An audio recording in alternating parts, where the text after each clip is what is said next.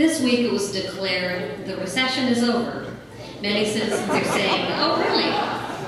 What do you think it's going to take to also make it feel like things are rebounding, not only in Kansas but in the country?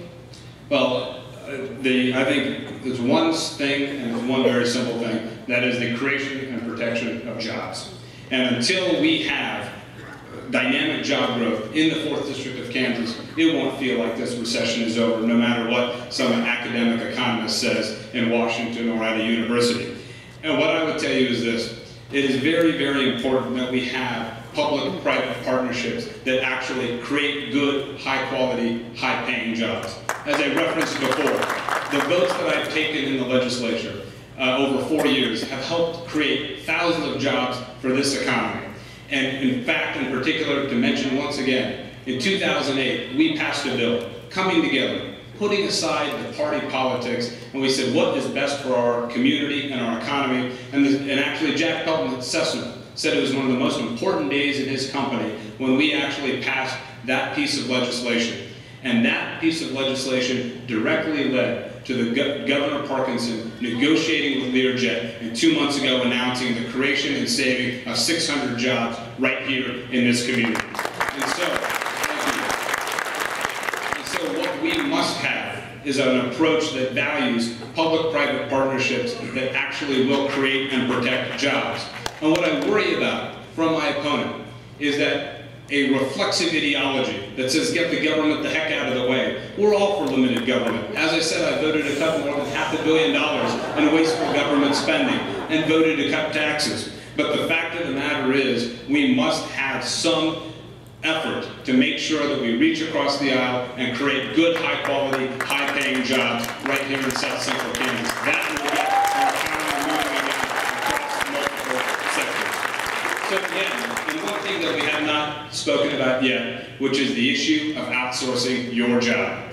I will tell you right now that we have as fundamental a difference as on any issue in this campaign, because not only has my opponent created jobs overseas, he has not said one word about stopping the outsourcing of Kansas jobs. And I have said over and over that the first thing I will do, if honored to be elected as your member of Congress, is work to change the tax code to stop rewarding companies for taking your jobs overseas.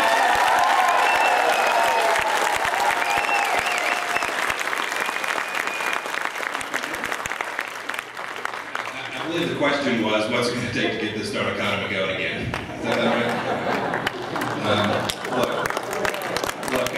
Look, we have, in all seriousness, Representative Goyle have very different views on this. There's nothing moderate about taking $1.4 trillion out of the economy and redistributing it as well. There's nothing moderate about that. When Representative Goyle speaks about outsourcing, and talks about a tax loophole, I've talked to businesses all over the 4th District of Kansas, and they don't know what he's talking about. They've talked to their tax departments, and they'd love to go find it, but they've not been able to. The reason these jobs are leaving America is very, very, very straightforward, and we should be honest. And this is what folks who seek to lead need to do. We need to tell voters the truth. The truth is jobs aren't leaving, and we're not struggling because of some provision in the Internal Revenue Service code.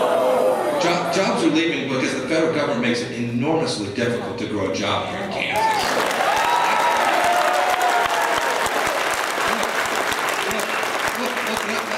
Let's be very clear. When these companies are deciding how to grow their business and how to create wealth for their shareholders and how to grow jobs, when they're making those decisions, they stare at America with the worst corporate tax policy in the Western industrialized world. That's not inviting. That's not encouraging. That's not going to support growth. That's not going to make people invest in America.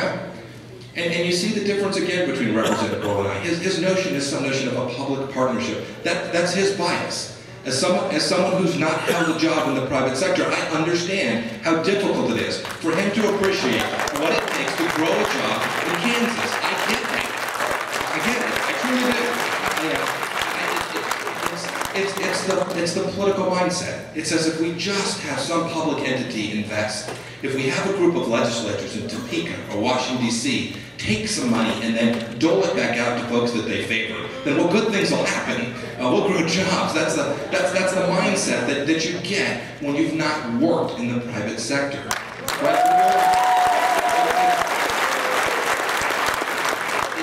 the difference between the Kansas real world way and the Obama-Pelosi way. It is a simple thing. And it's what we see. We've lost a couple million jobs since this president has taken office. He promised if he spent $1 trillion on stimulus, we'd be at 8% unemployment and no more.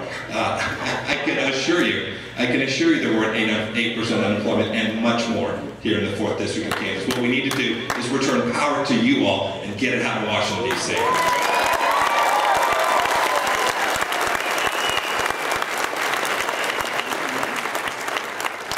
I think you saw a very telling misstep there when he says that these jobs aren't leaving. Tell that to the people who have lost their jobs. Tell that to the 700 families who are going to be affected by these tougher job losses.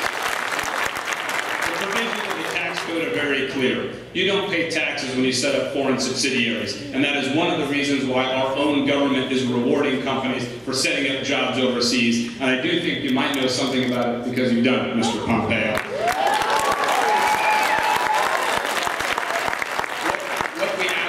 Need is a government and a public sector that will invest in Kansas workers and Kansas businesses. And if you think that I want to ask my opponent one question. If you think that the private sector doesn't want that, how can they keep asking for these incentives to grow jobs here in South Central Kansas?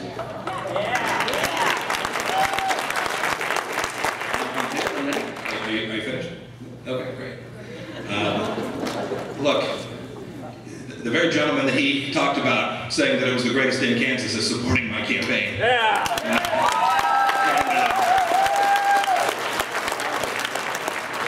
Business leaders in the 4th, and by the way, I did not say jobs weren't leaving Kansas. I finished the sentence after the Hughes piece. What I said was jobs aren't leaving Kansas because of a federal tax loophole. And that's the fact. Look, we know business leaders here are very challenged. These folks want to create jobs right here in Kansas. We have a federal government and a government in the state of Kansas that Representative Goyle's been a part of for 4 years that makes it very, very hard to do that.